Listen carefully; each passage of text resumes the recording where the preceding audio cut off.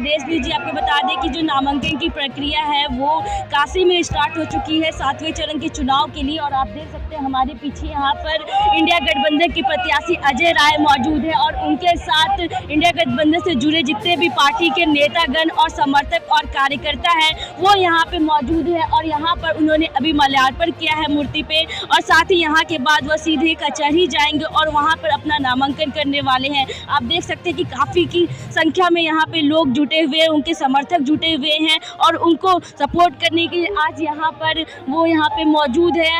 आप बता दें आपको कि 1 जून को काशी में चुनाव होने वाला है और साथ ही 4 जून को परिणाम भी आ जाएगा। 7वें चरण में चुनाव होने वाला है जिसे लेकर काशी की जनता पूरी तरह से तैयार है। उन्होंने पूरा मूड बना लिया है कि इस बार वो क्या चाहती है, बदलाव चाहती है या फिर से वो रिपीटेड सरकार चाहती है या पूरी तरह से उन्होंने अपना पूरा मन बना लिया। आप देख सकते हैं यहाँ पे काफ़ी संख्या में लोग यहाँ पे मौजूद है। आइए बात करेंगे हम कुछ लोगों से और जानेंगे। आ जाओ। देखिए हमारे पास साथ यहाँ पे समाजवादी पार्टी के भी नेता हैं, उनसे बातचीत करेंगे। क्या जानना चाहेंगे आपका परिचय? मैं दिलशाद अहमद, प्रदेश कार्यकारिणी विशेष मंत्री सदस्य समाजवादी पार्टी। आज जिस तरीके से आप देख रहे हैं नौजवानों का हुजूम चल रहा है, बुनकरों का हुजूम चल रहा है। आज काशी का लाल, काशी का बेटा, काशी के लोगों के साथ आज नामांकन करने जा रहा है। आप देख रहे हैं किस तरीके से अजय राय जी ने हर एक लोगों को सुख दुख में शामिल रहे हैं। अजय राय जी काशी का बेटा है, लोगों को सुख दुख में शामिल रहता है। अजय राय जी का वो संबंध घर से लेकर घाट तक है, सारे लोगों को लेकर चलने का काम अजय राय जी ने किया है। इस बार काशी की जनता अजय राय जी को जिताकर इतिहास रचने जा रही है। इस बार अजय राय जी भारी मतों से जीतने जा रहे हैं और बनारस में नरेंद्र मोदी बुरी तरह से हारने जा रहे हैं। साफ तौर पे प्रधानमंत्री नरेंद्र मोदी का कहना है कि अगर सरकार आती है तो मंगलसूत्र तक बिक जाएंगे, उस पर क्या कहना है? मंगलसूत्र किसका बिका आपको मालूम है? आप चौथे स्तंभ है, लोकतंत्र के चौथा स्तंभ है। मंगलसूत्र किसका गया? सोने पैसा किसका गिरा? डॉलर के मुकाबले आज पैसे की क्या हाल है? लोगों ने कहा था मोदी जी ने कहा था जिस देश का पैसा गिरता है, जिस देश का प्रधानमंत्री गिरा होता है। तो आज यही बात नरेंद्र मोदी जी को लागू होती है। आज डॉलर की वजह से पैसे की कीमत गिर गई है। कितने लोगों ने मंगलसूत्र ले लिया, किसका चुराया? स्मृति ईरानी से लेके हमको कहने की जरूरत नहीं है। आप लोकतंत्र का चौथा स्तंभ है, आप अपनी बातों को मजबूती से रखिए। और रही हिंदुस्तान की जनता परेशान है, बेरोजगार है, किसान, नौजवान सब आत्महत्या करने में उतारू है।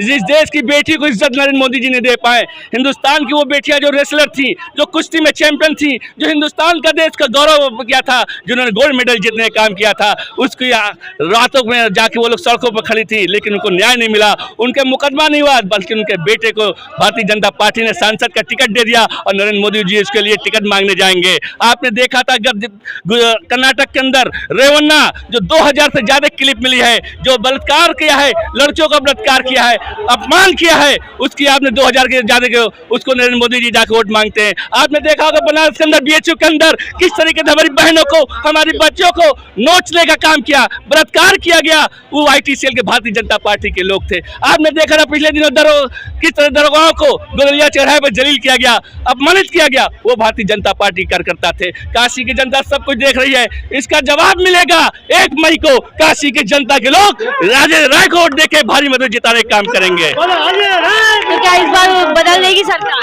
एकदम सरकार बदल रही है, पूरब से लेकर पश्चिम तक, उत्तर से लेकर दक्षिण तक समाजवादी इंडिया गठबंधन जीतने जा रहा है, भारी मत जीतने जा रहा है।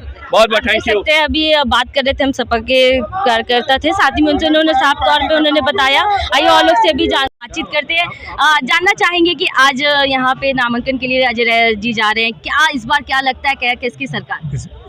अब की बार तो इंडिया गठबंधन की सरकार दिखाई दे रही है। अच्छा, जो स्पष्ट बहुमत दिखाई दे रहा है, मतलब बदलेगी इस बार? बदलेगी सरकार। अगर बात की जाए प्रधानमंत्री नरेंद्र मोदी की, तो 2 बार से यहाँ पर चुनाव लड़ रहे हैं और जीत हासिल कर रहे हैं काफी भारी मतों से। और इस बार भी चुनाव में इस बार इंडिया गठबंधन से प्रत्याशी अजय राय फिर उनके सामने, क्या लगता है कि करीब मात दे पाएंगे? हाँ, मात देने की स्थिति में है अजय। हाँ। आज के परिस्थिति में अजय राय उनकी मात देने की स्थिति में। जब तक अगर काशी की बात की जाए तो प्रधानमंत्री नरेंद्र मोदी यहाँ के सांसद हुए हैं, सबसे क्या विकास दिखा है यहाँ पर? यहाँ कौन सा विकास दिखा? यही देखिए, पार्क जो था वो खिलौने वाला मार्केट हो गया। ये पार्क था शहर के अंदर बीचों बीच में।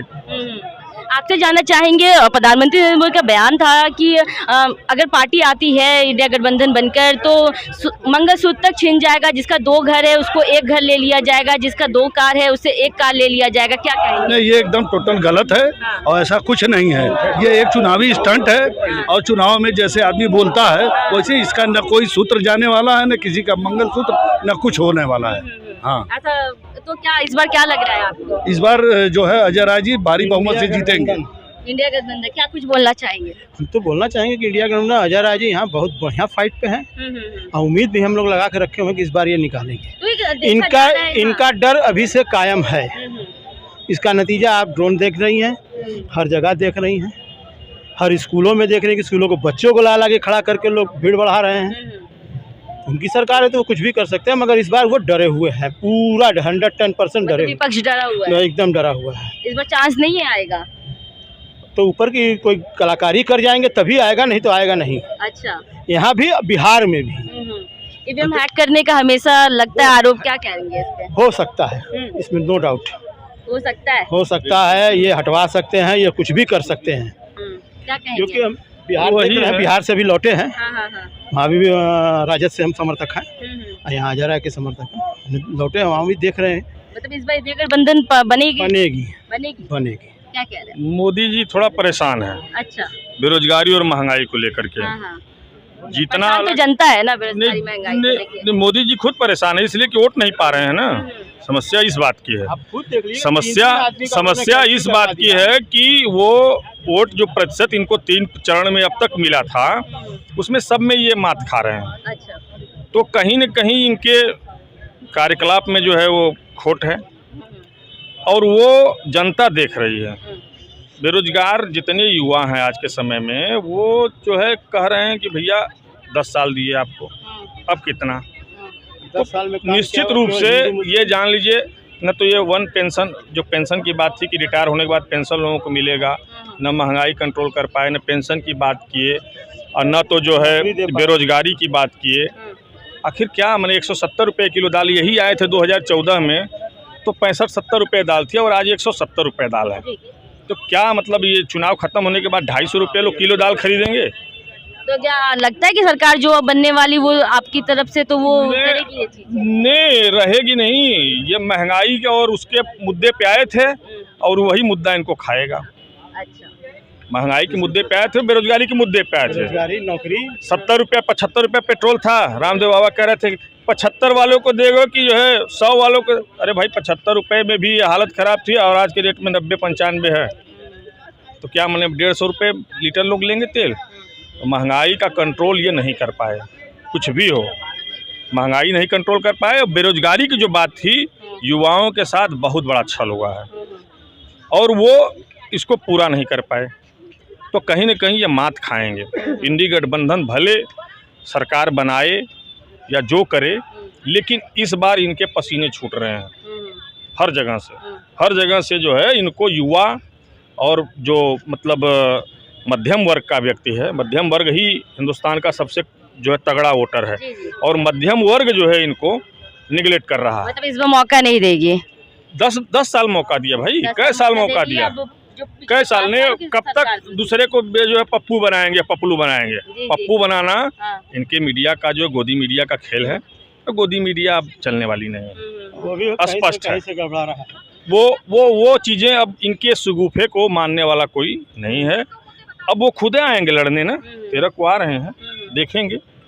इस बार समीकरण कुछ और है, उसके पहले नहीं समीकरण इस बार देख लीजिएगा कुछ और है। और जयदेश के माध्यम में कहना चाह रहा हूँ कि इस बार कहीं लेने की देनी न पड़ जाए। अच्छा, लेने की देनी ना पड़ जाए, ऐसी चीजें हो जाएगी। बिल्कुल साइलेंट वोटर है इस बार, कहीं खुल के कोई हवा चल रही, लहर है किसी के पक्ष में, आपने देखा होगा ना। इतना की जनता से कईयों से हमारी बात हुई कि तो पक्ष में कह रहे काशी हैं। की जनता जो है जान लीजिए, एक होता है ना, कहा गया कि महादेव का है, महादेव ऋण चाहे मतलब ऋण चाहे महादेव, तो ऋण को लोग प्रधान मान लेते हैं, चाहे महादेव को प्रधान मान लेते हैं। तो ये ऋण की तरह से प्रधान मानने वाली प्रवृत्ति है, लेकिन इस प्रवृत्ति को लोग तोड़ने की परंपरा इस बार हमको लग रहा है कि निभाएंगे। टूट जाए वो अच्छी बात है, लेकिन उन सब चीज़ों में कहीं न कहीं झोल दिख रहा है और ये समस्या आने वाले समय में खड़ी दिखाई दे रही है। महंगाई जिस तरह से बढ़ रही है, ये बताइए कि क्या मतलब ये सरकार सफल हुई जिसके लिए कह के आई थी कि हम ये कर देंगे वो कर देंगे। ये अब जो मुद्दा उठा रहे हैं वो महंगा और बेरोजगारी को लेकर उठा रहे हैं कि इस बार देखते हैं बदलाव चाहिए आपको। मुस्लिम और हिंदू की बात कर रहे थे कि आप मुस्लिम हिंदू को लेकर चुनाव में लड़ने की बात कह रहे थे, इसको तो क्या कहेंगे उस पर? कहेंगे अब हर बार का चुनाव इनका देख लीजिए, कहीं ना कहीं कुछ न कुछ हो जाता है जिसमें मुसलमानों को ये टारगेट करते हैं। इस ऐसा बार भी तो कुछ नहीं, बयान मुसलमान यहाँ के नहीं हैं, हाँ। यहीं के हैं।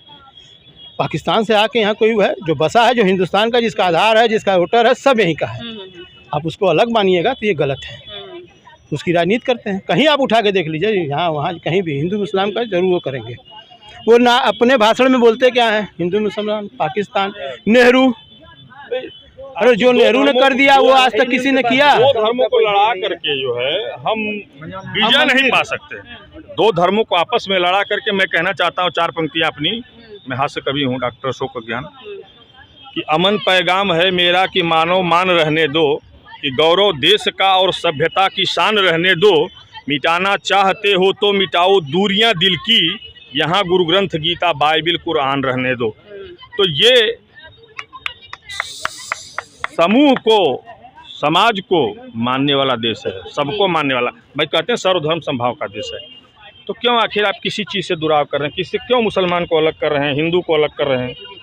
काशी में तो नहीं अभी कोई इस तरह का जो है युद्ध हुआ कि कोई मुसलमान हिंदू लड़ रहा हो, किस तरह का मतलब कहीं कुछ आया देखने में? नहीं आया ना। तो वो इनका कहना है कि हमने वो रोका है। ठीक है, ठीक है, ये आपकी बात है। अभी और भी आगे बढ़ते हैं। आपने पगड़ी बांध ली है कांग्रेस के का, क्या कहेंगे? देखिए, पगड़ी तो इसलिए बांधी है जो जंग की तैयारी है। हाँ। और जिस जंग को हम लड़ रहे हैं, हाँ। एक तरफ देश को बचाने वाले लोग हैं, एक तरफ देश को जलाने वाले लोग हैं। मैं स्वतंत्रता सेनानी का पोता हूँ, मेरे दादा ने अंग्रेजों के खिलाफ लड़ाई लड़ी थी इस देश को आज़ाद कराने के लिए। अब मैं आया हूँ, देश की दूसरी लड़ाई लड़ी जा रही है काले अंग्रेजों को इस देश से भगाने के लिए। अच्छा। मैडम देखिए, इस देश की बड़ी विडम्बना कहूँ क्या, मैं किस देश में हूँ। इस देश के प्रधानमंत्री एक बयान देते हैं कांग्रेस के घोषणा पत्र पर, और वो कहते हैं कि कांग्रेस का जो घोषणा पत्र है वो मुस्लिम लीग वाला है, जैसे मुस्लिम लीग का होता। तो मैंने पहले कांग्रेस का घोषणा पत्र पढ़ा कि कहीं कांग्रेस ने ऐसा किया तो नहीं, मगर जब मैंने कांग्रेस का घोषणा पत्र पढ़ा तो इस घोषणा पत्र में कहीं मुस्लिम अल्फाज या मुस्लिम शब्द लिखा हुआ नहीं पाया। तो कैसे देश